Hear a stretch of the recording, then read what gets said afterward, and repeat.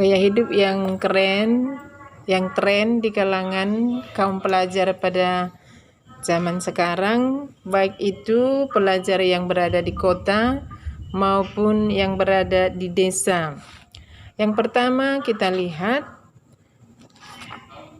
gaya hidup itu individualisme.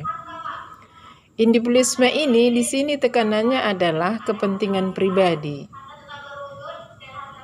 Memfokuskan diri hanya untuk saya saja, urusan orang lain tidak perlu.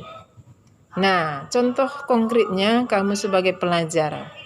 Kamu sedang menggunakan gadgetmu. Kamu asik entah itu dengan gamemu. Kamu sangat menikmati permainan game itu.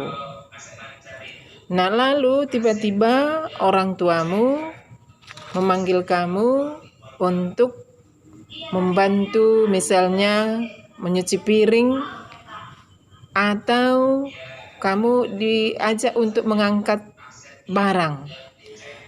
Udah berulang kali orang tua memanggil namamu, tapi kamu sedikit pun tidak mendengarkan karena kamu sibuk dengan gadgetmu, permainan yang ada di HP Androidmu itu. Kamu tidak mau mendengarkan kepentingan orang tuamu. Yang penting saya puas.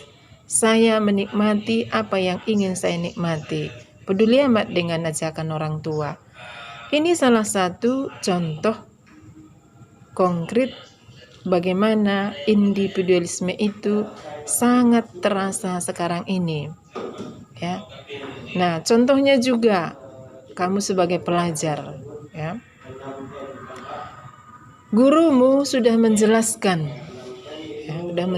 pelajaran, tapi kamu asik dengan permainanmu, asik kamu dengan main-main, karena kamu menikmati permainan-permainan yang sedang kamu geluti. Maka apapun yang dikatakan gurumu dari depan, dan sekarang itu lewat online sudah dikirim materi di Google Classmu, tapi kamu tidak menggubris itu karena kamu menikmati apa yang sedang kamu nikmati pada saat pembelajaran dikirim di dalam kelasmu, Google Classmu. Ini salah satu contoh bagaimana individualisme pada kalangan pelajar sekarang ini cukup mendominasi, ya. Nah, kemudian tren yang kedua yang hidup di kalangan pelajar itu adalah mengenai penampilan, ya. Nah, kaum pelajar merasa bahwa penting sekali tampil dengan keren, tampil dengan cantik, ya. Untuk apa seperti itu? Untuk menarik perhatian. Perhatian siapa? Perhatian dari temannya. Bisa juga perhatian dari lawan jenis. Maka salah satu yang contoh yang konkret digunakan supaya penampilannya itu keren, maka itu dengan merias diri, ya, merias diri. Nah, kepada perempuan itu contoh konkretnya adalah bagaimana dia merias wajahnya, ya, supaya dia tampil cantik, ya. Maka yang dia lakukan adalah dengan mencari bedak-bedak yang bisa membuat dia cantik. Dengan demikian, ya, dia selalu menurut dia menjadi fokus perhatian dari orang lain. Nah, jadi dengan demikian memang apa yang menjadi tugas utama sebagai pelajar itu tidak lagi itu yang menjadi diutamakan, tapi adalah penampilan. Bagaimana saya tampil dengan cantik di hadapan teman-teman saya, entah itu teman perempuan ataupun teman laki-laki. Di kalangan kaum pria juga penampilan itu menjadi sangat tren untuk sekarang, ya. Maka coba kau lihat, sekarang ini orang mau supaya mendapat perhatian dari teman-teman yang lain, orang tidak lagi mau tampil cantik kalau laki-laki, ya. dicarinya misalnya celananya disobek, ya ditempel-tempel. Nah, yang baru kian pun celananya itu disobek, ditempel. Dengan demikian menjadi perhatian, ya. Loh, kok seperti itu celanamu? Kok bisa buat seperti ini? Nah, dengan demikian dia merasa dengan penampilannya itu dia menjadi ya pusat perhatian. Nah, maka di sini penampilan itu ternyata cukup menjadi ya tren sekarang ini di kalangan kaum pelajar. Nah, kemudian juga kita lihat yang berikut itu mengenai materialis, ya.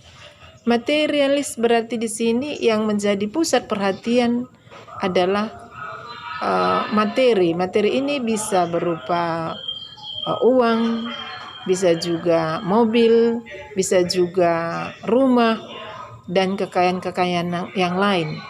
Nah, maka di sini orang mulai melihat seseorang itu dari apa yang dimilikinya, ya, bukan lagi apa adanya dirinya, ya, tapi lebih pada sejauh mana dia memiliki materi. Nah, maka ya harga seseorang itu dilihat seberapa kaya dia. Nah, rumahnya cantik, besar, punya mobil berapa, ya, tanahnya luas. Nah, jadi orang sekarang ini tren sekarang ini lebih pada materialistik, ya. Maka lihat juga mungkin ya jangan sampai kita seperti itu, berteman dengan orang yang punya materi yang bagus, yang kaya misalnya, sedangkan teman yang sederhana tidak mau ditemani. Nah, lalu yang punya mobil, nah dia mau berteman, sedangkan orang yang jalan kaki tidak mau ditemani. Nah, ini salah satu juga tren untuk zaman sekarang.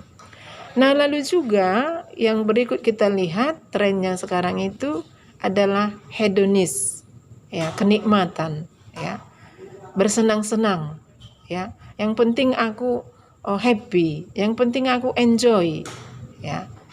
Nah, ini tren sekarang, ya. Nah, maka lihat juga ya bisa saja di antara kita sebagai pelajar sekarang ini, ya. Sekarang kita belajar secara online, tidak tatap muka. Tapi kalian belajar di rumah, ya. Nah, lalu dengan belajar di rumah sebenarnya jauh lebih efektif, ya, kalau kita menggunakan situasi itu dengan baik, ya.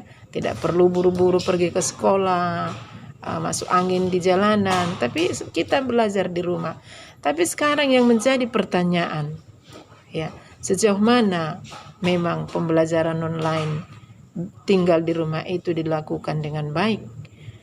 Jangan-jangan di antara banyak pelajar sekarang ini bahwa belajar secara online itu dianggap seperti libur. Maka karena libur dia mau menikmati apa yang menjadi kesenangannya.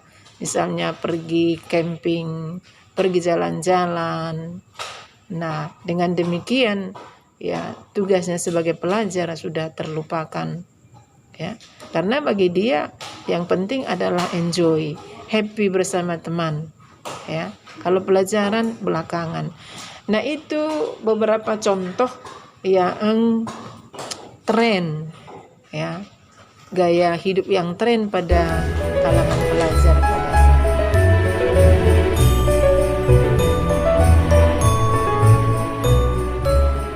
masalah sosial yang sedang melanda negara kita pada saat ini. Sebagaimana kita ketahui dengan adanya pandemi COVID-19, maka memang terjadilah masalah-masalah sosial. Terjadi prasangka dan diskriminasi. Apa artinya diskriminasi? Diskriminasi itu adalah seperti mengasingkan, ya. Nah, atau juga tidak menerima, membeda-bedakan seperti itu. Apa itu prasangka? Prasangka itu adalah curiga. Nah, Dengan adanya COVID-19, prasangka dan diskriminasi terjadi di kalangan masyarakat, terjadi di kalangan kita. Nah, misalnya seseorang tetangga kita yang mulai batuk, flu, lalu muncullah prasangka, wah jangan-jangan dia sudah kena COVID. Nah, maka dengan prasangka tadi muncullah selanjutnya diskriminasi, di mana terhadap orang yang kita sudah prasangkai tadi jangan-jangan dia kena COVID, maka kita pun tidak mau lagi berteman atau tidak mau lagi menyapa. Maka dengan adanya seperti itu, maka lihat orang tidak lagi mau bersalaman, tidak lagi mau berkomunikasi, dan tidak mau lagi dekat satu dengan yang lain. Kira-kira mengapa muncul sikap-sikap seperti ini? Ini dikarenakan adanya perasaan ketakutan yang mendalam. Ketakutan jangan-jangan kalau saya dekat dengan dia, berkomunikasi dengan dia, salaman dengan dia, nanti saya menjadi kena penyakit COVID-19. Nah, maka dengan adanya itu, maka muncullah masalah-masalah sosial yang semakin mendalam di antara manusia. Jadi orang tidak berani lagi untuk berkomunikasi satu dengan yang lain, tidak lagi berani orang saling mengunjungi. Nah, lalu contohlah yang paling konkret lagi kita lihat, misalnya ada tetangga kita yang baru datang dari Medan. Ya, kita ketahui bersama zona Medan itu merupakan salah satu zona merah. Maka dengan adanya tetangga kita yang datang dari Medan, kita langsung sudah mulai prasangka jangan-jangan dia membawa virus. Nah, dengan demikian, walaupun kita di samping kita, bersebelahan rumah kita, kita tidak akan pernah mau berkomunikasi dengan dia. Nah, misalnya dia 1 bulan pun di dekat kita, kita tidak ada berkomunikasi.